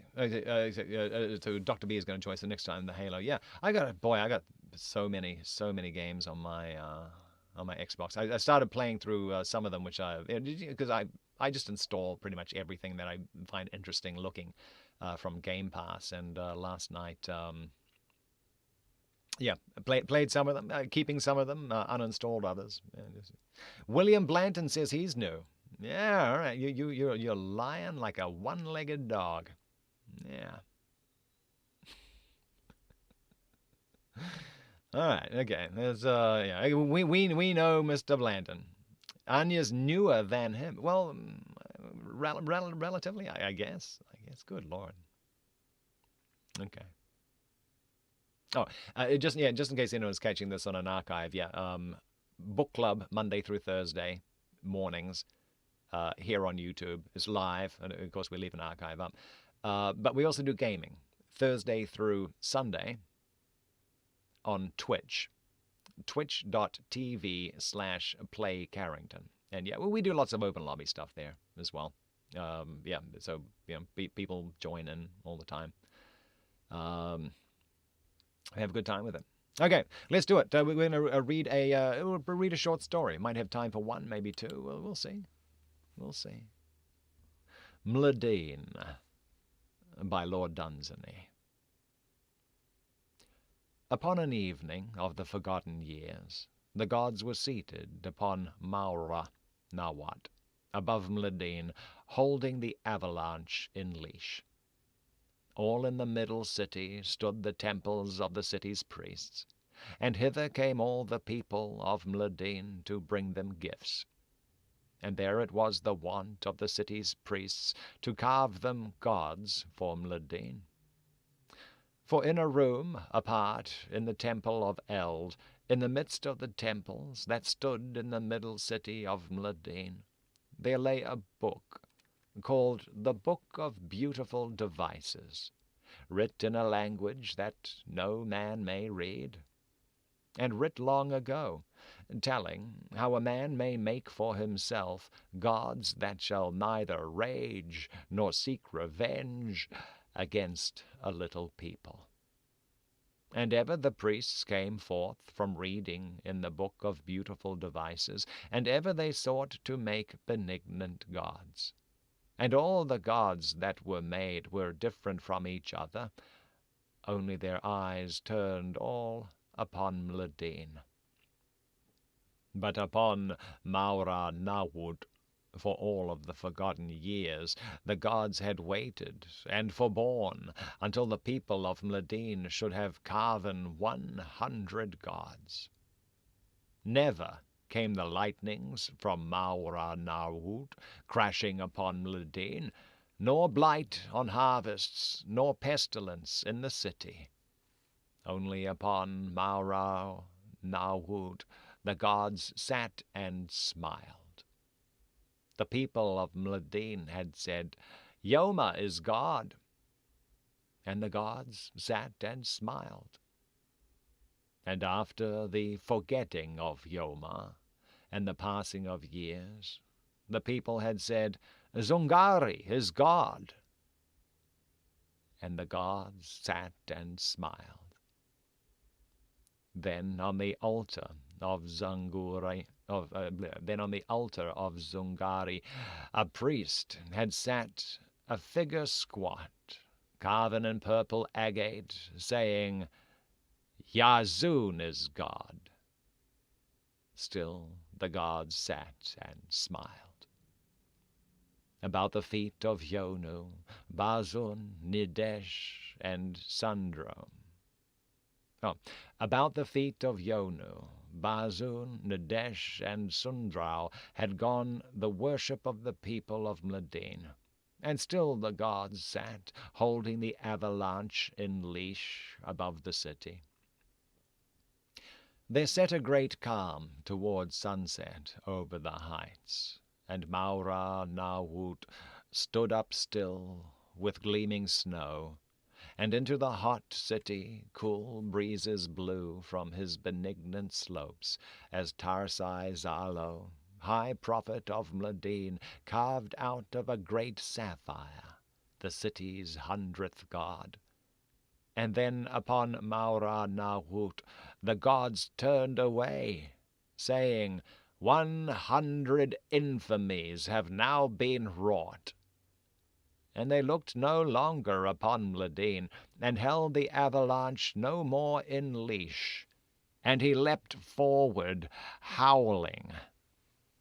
Over the middle city of Mlideen now lies a mass of rocks, and on the rocks a new city is builded, wherein people dwell who know not old Mlideen, and the gods are seated on Maura Nawut still. And in the new city men worship carven gods, and the number of the gods that they have carven is 99. And I, the prophet, have found a curious stone, and go to carve it into the likeness of a god for all Mlideen to worship.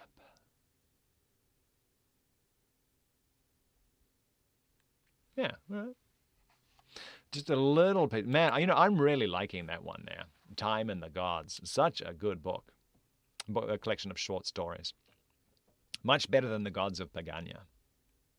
Yeah. Man. It's slowly turning into one of my favorite ones. Slowly.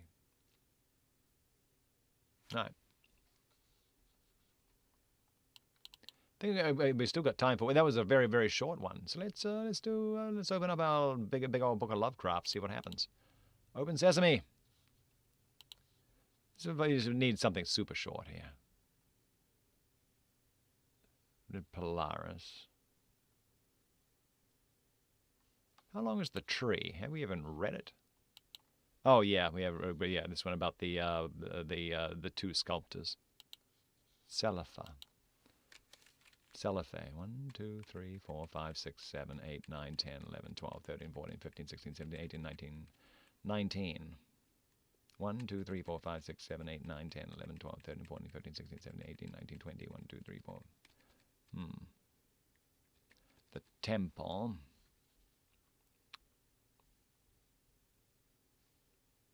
What's Dagon?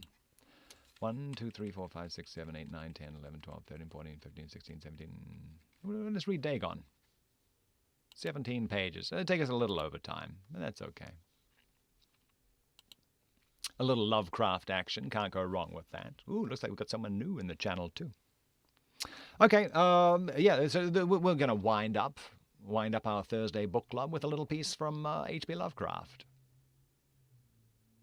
Dagon. One of his very, very early ones. His very early pieces. Just taking a quick look at, shiver me tiggers. Oh, yeah, I'll still be in time. Okay. Yeah, okay. Yeah, my meeting is supposed to be at 1/2 the hour. Okay. We'll have time for this. We will have time for this. We can do it.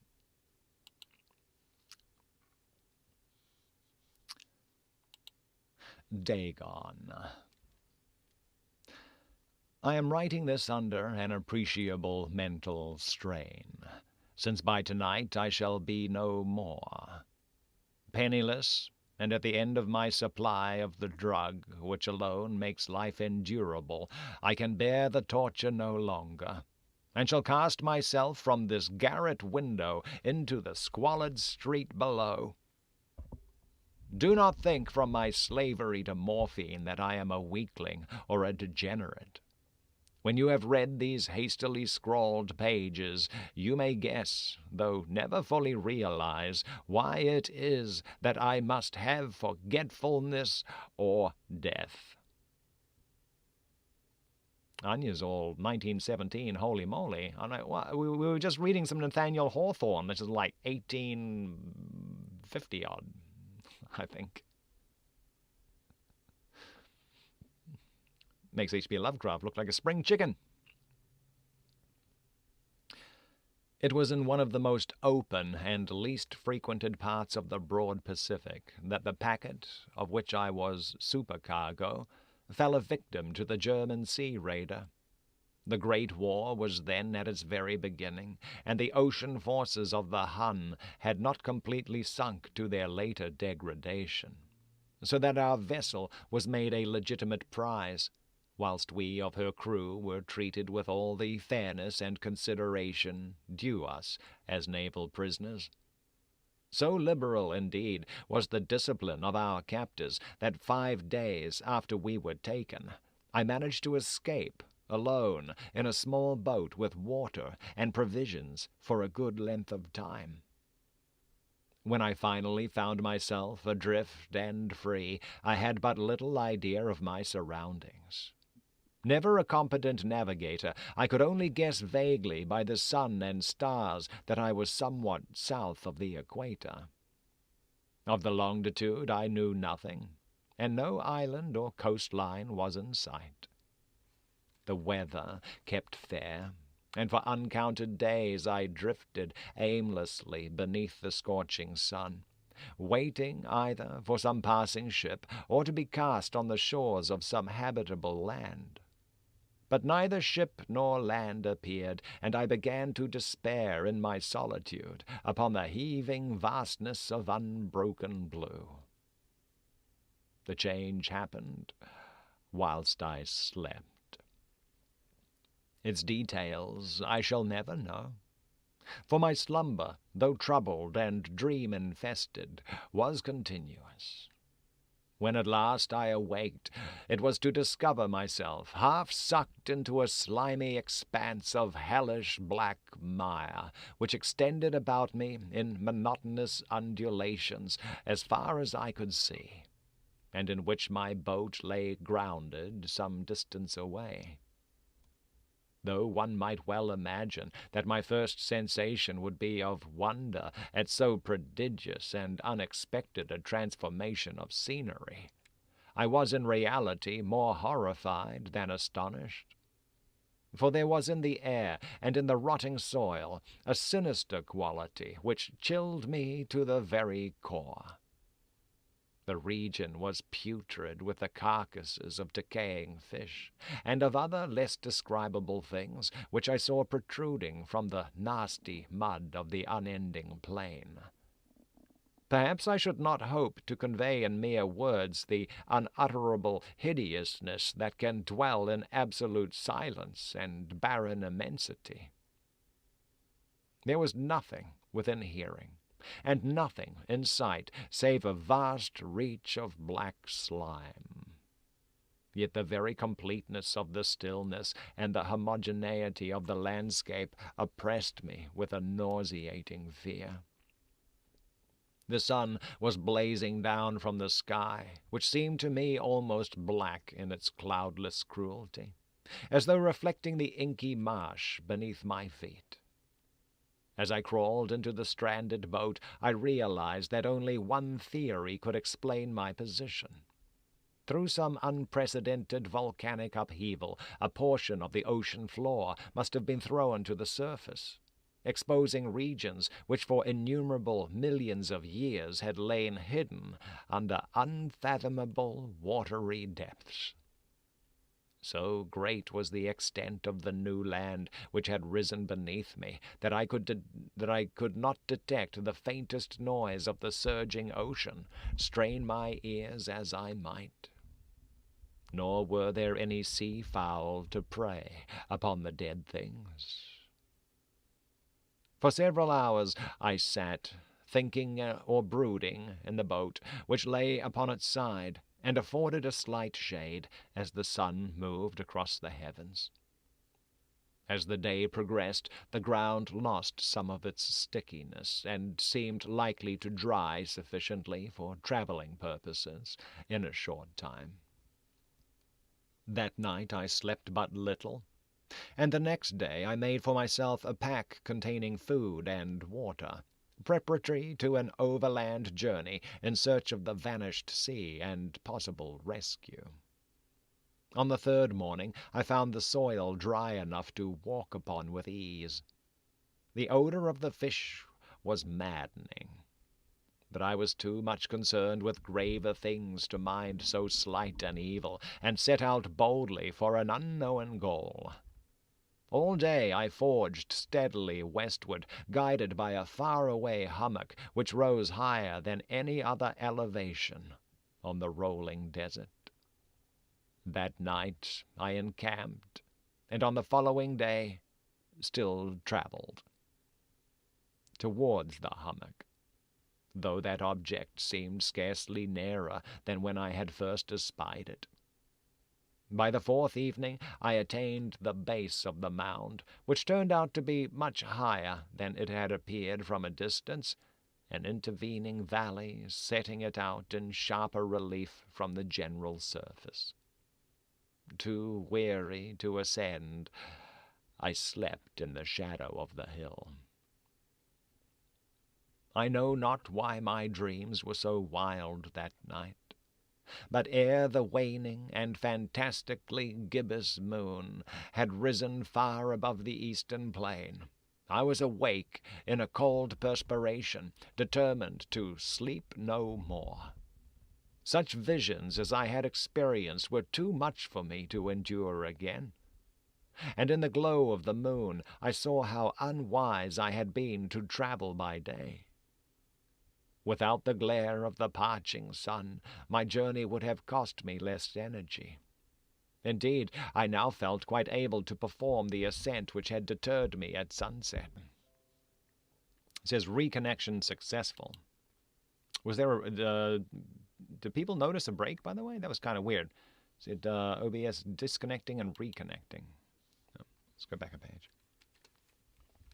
I'm not sure if there was, I don't know if there's some kind of buffer built in or not. I froze for a minute. Okay.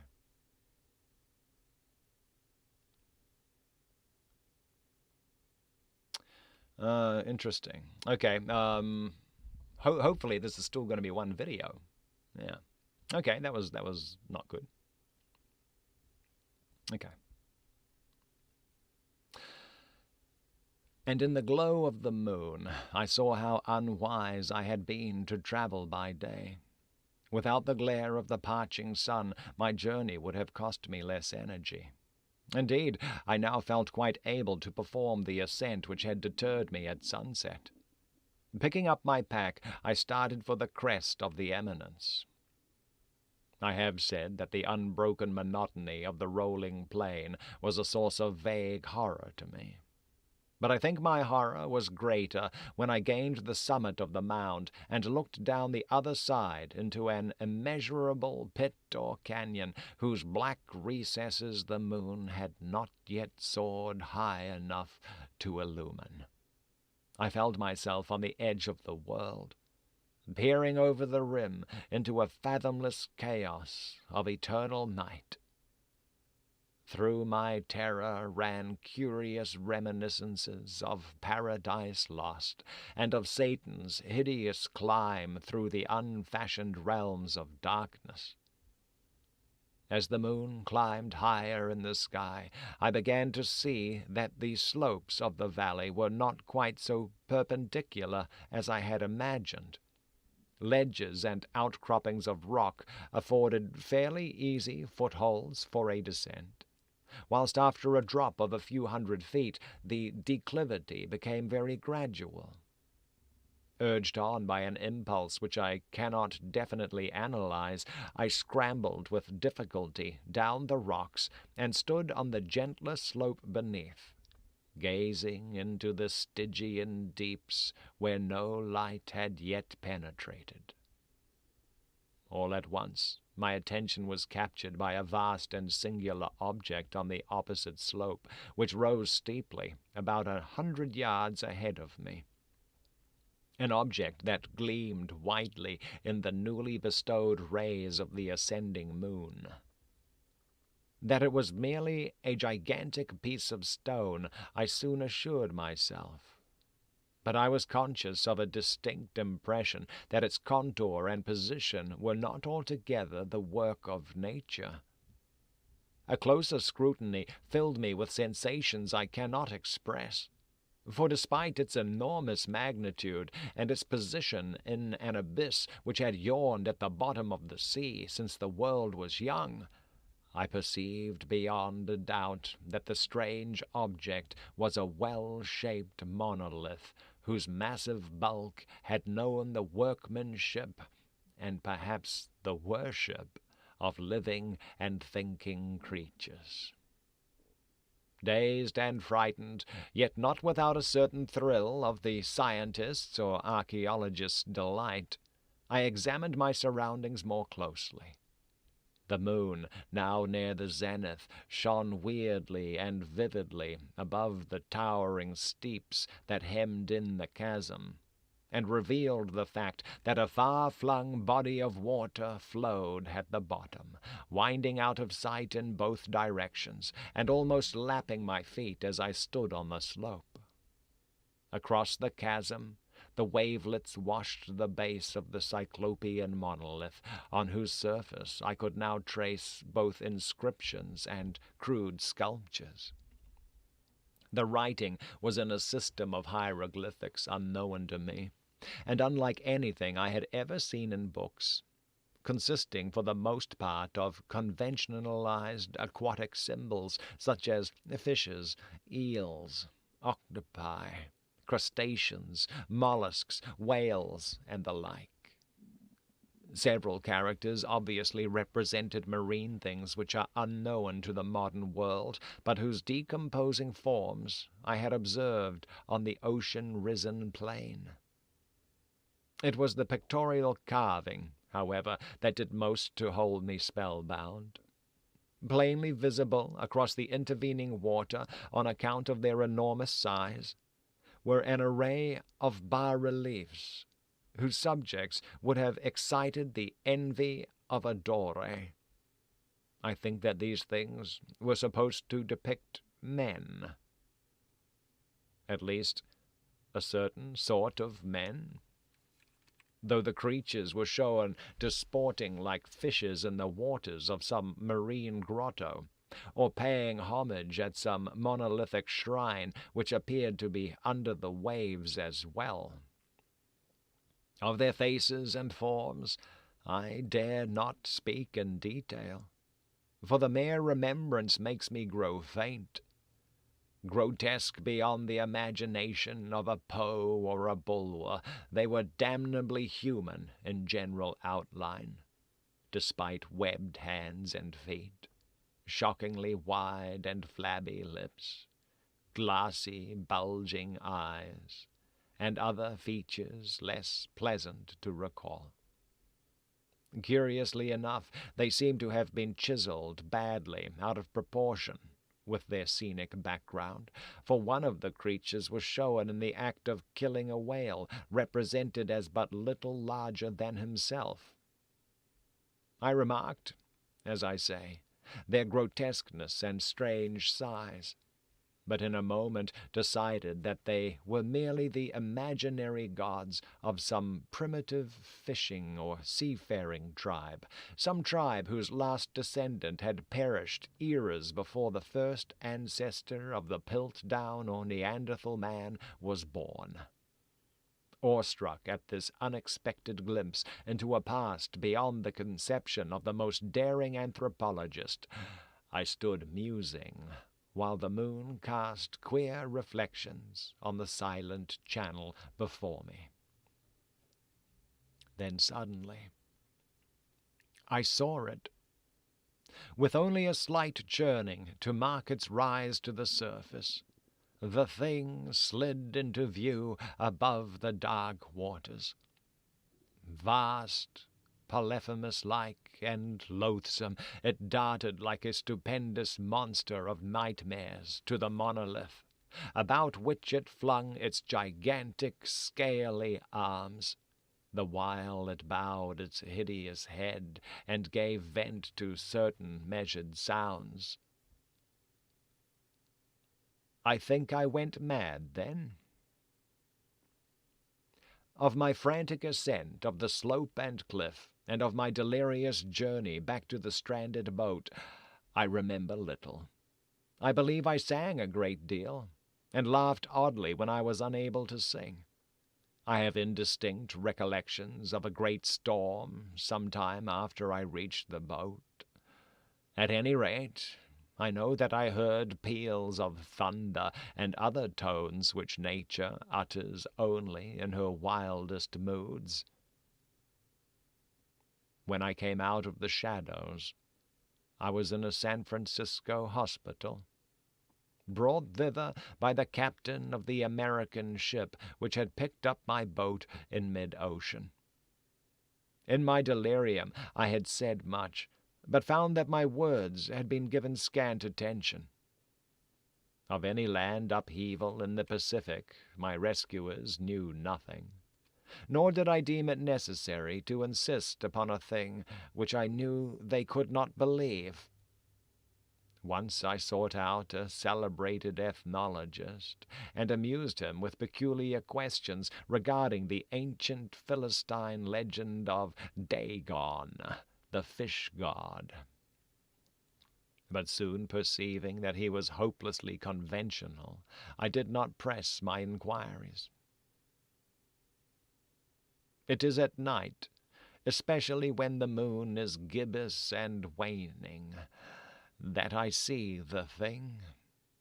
I tried morphine, but the drug has given only transient surcease, and has drawn me into its clutches as a hopeless slave. So now I am to end it all, having written a full account for the information or the contemptuous amusement of my fellow men. Often I ask myself if it could not at all have been a pure phantasm, a mere freak of fever, as I lay sun-stricken and raving in the open boat after my escape from the German man-of-war. This I ask myself, but ever does there come before me a hideously vivid vision in reply. I cannot think of the deep sea without shuddering at the nameless things that may at this very moment be crawling and floundering on its slimy bed, worshipping their ancient stone idols and carving their own detestable likenesses on submarine obelisks of water-soaked granite. I dream of a day when they may rise above the billows, to drag down in their reeking talons the remnants of puny, war-exhausted mankind. Of a day when the land shall sink, and the dark ocean floor shall ascend amidst universal pandemonium. The end is near. I hear a noise at the door, as of some immense slippery body lumbering against it. It shall not find me. God, that hand! The window! The window!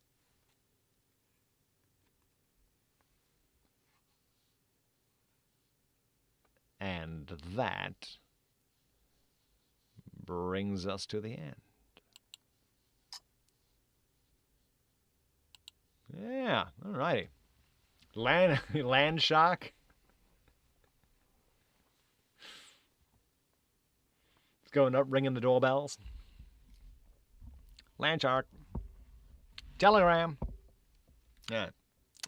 But that's it. That is it. That's all they wrote.